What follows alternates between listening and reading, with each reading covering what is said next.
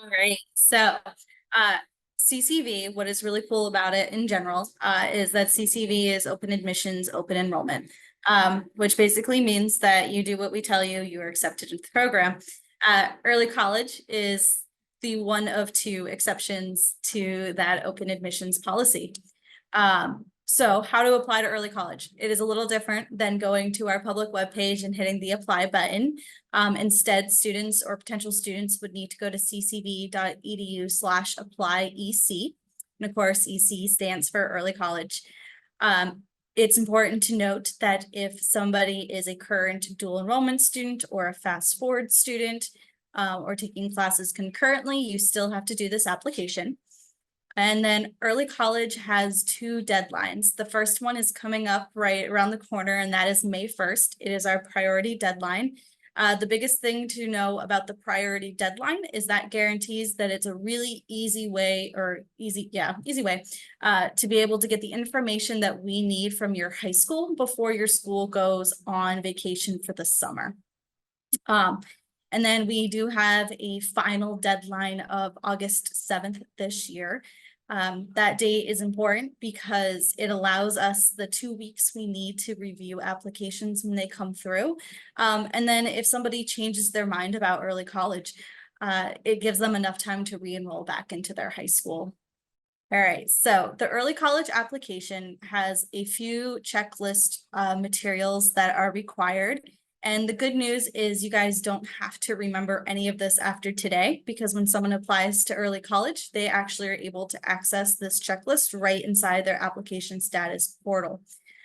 So the things that students or applicants are responsible for giving to CCV in order for us to review the application is their math and English AccuPlacer tests. If you have taken the official SATs or ACT scores or tests and have scores that are determined to be college readiness, and SAT and ACT put out that benchmark, we will waive those two AccuPlacers. And they are also responsible for getting us the early college essay. And then not only are students responsible for giving us some information, but the schools are as well. And that will be on the next slide. There you go. So the schools are going to provide the official high school transcript, educator recommendation form. And I apologize, you guys, because my children aren't being quiet like they're supposed to be. The graduation requirements form and the principal assurance form is actually generated from the graduation requirements form.